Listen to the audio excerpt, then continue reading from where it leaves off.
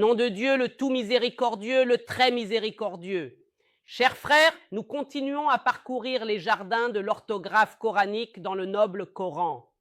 Et nous avons mentionné qu'elle est arrêtée, se terminant au prophète, paix et bénédiction sur lui. Il n'y a donc aucune possibilité qu'une autre personne que le prophète ait écrit le Coran. Cette question deviendra très claire. À présent, restons dans le cadre de la différence d'orthographe des mots ayant la même prononciation. À présent, abordons la question appelée le joint et le séparé. Que voulons-nous dire par joint et séparé? Un mot pour ne pas. Dans le noble Coran, il est apparu sous deux orthographes.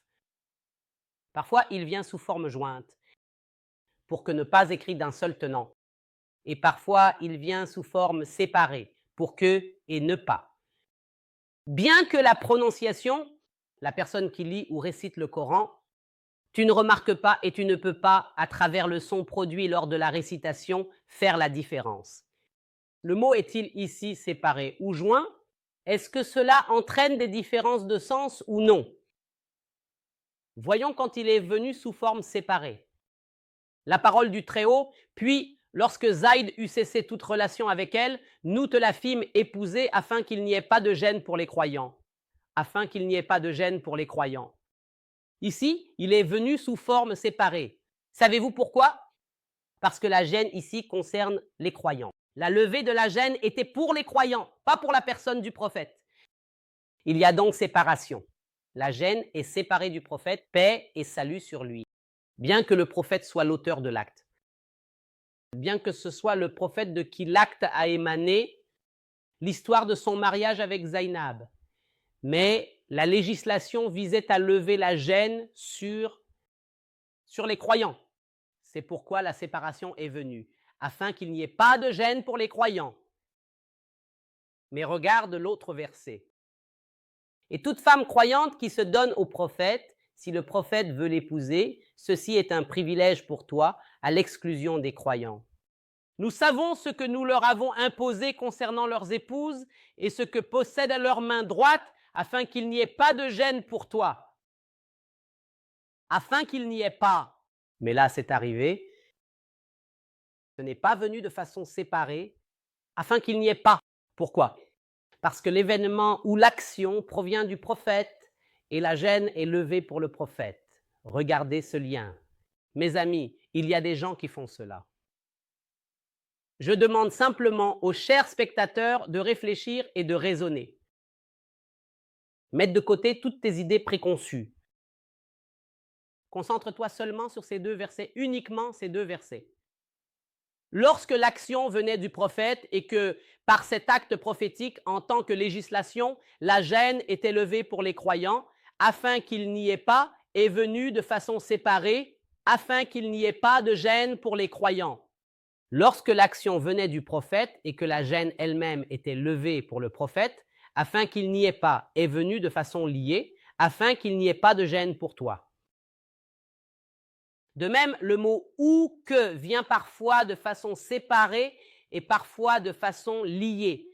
Par exemple, à chacun une direction vers laquelle il se tourne. Rivalisez donc dans les bonnes œuvres. Où que vous soyez, Dieu vous rassemblera tous. Ici, elle est venue de façon séparée, où il l'a créée et ce qu'il a créé. Même si dans la récitation, le son « où que nous soyons », nous le disons. Où que vous soyez, Dieu vous rassemblera. Dieu vous rassemblera. Mais ici, elle est venue de façon séparée. Mais dans l'autre verset, où que vous soyez, la mort vous atteindra, même si vous êtes dans des tours fortifiées. Ici, elle est venue de façon liée. Il n'est pas venu où et ce que, mais c'est venu sous la forme où que vous soyez. La mort vous atteindra, même si vous êtes dans des tours fortifiées. Pourquoi? Ici, où que est venu avec séparation. Et là, l'appel est arrivé. Est-ce que cela implique une signification particulière? Ou bien la question est-elle aléatoire et arbitraire? Ou bien est-ce le fruit du hasard? Ou bien est-ce une erreur des scribes? Je laisse ici la réponse à notre cher spectateur. Il doit juger cette question par lui-même. Jusqu'ici, nous parlons d'expliquer ou de clarifier l'idée de la différence dans l'écriture des mots ayant la même prononciation. Mais est-ce que cela a des conséquences? Nous n'avons expliqué le sens que de façon très brève. Dans les prochains épisodes, ou dans le prochain épisode, si Dieu le veut, nous aborderons peut-être 1 ou 2 exemples seulement, afin d'y montrer la signification de la différence dans l'écriture pour un même mot. Et comme je vous l'ai mentionné, chers frères, le sujet est très vaste. Et celui qui souhaite approfondir et obtenir des détails sur chaque aspect de ce domaine doit consulter la chaîne de notre frère et ami Ziad Al-Salwadi. Cet homme, il se peut que toute sa production intellectuelle soit presque entièrement consacrée à la question de l'orthographe coranique. C'est un homme, un ami cher sur les réseaux, et nous avons commencé à aborder ce sujet, peut-être depuis 2014, sur l'orthographe coranique, et il n'y avait à peu près que 2 personnes, c'est-à-dire que cette science, la science des différences et des significations de l'orthographe coranique pour un même mot, cette science moderne est absente de la bibliothèque islamique. C'est-à-dire que si vous examinez la bibliothèque islamique ou ce qui nous est parvenu des sciences du Coran, vous verrez qu'elle est totalement dépourvue de ce domaine. Il s'agit en fait d'une science découverte récemment. Le frère Ziad Al-Salwadi a poursuivi et approfondi ce domaine, tandis que moi, je m'y suis concentré temporairement afin d'en faire une porte d'entrée vers un autre principe dont nous parlerons plus tard, à savoir la négation de l'identicité. C'est-à-dire que j'ai tiré profit de cette question comme point d'entrée vers un autre principe, ou plutôt vers le principe fondamental, qui est la négation de l'identicité des sens.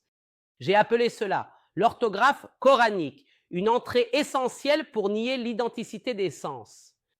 C'est à peu près le titre du premier chapitre de mon livre.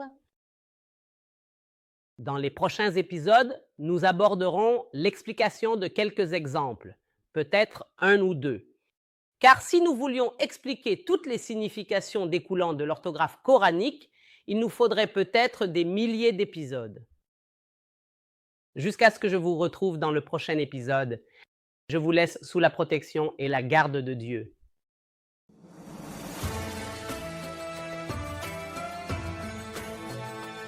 Et sous sa garde.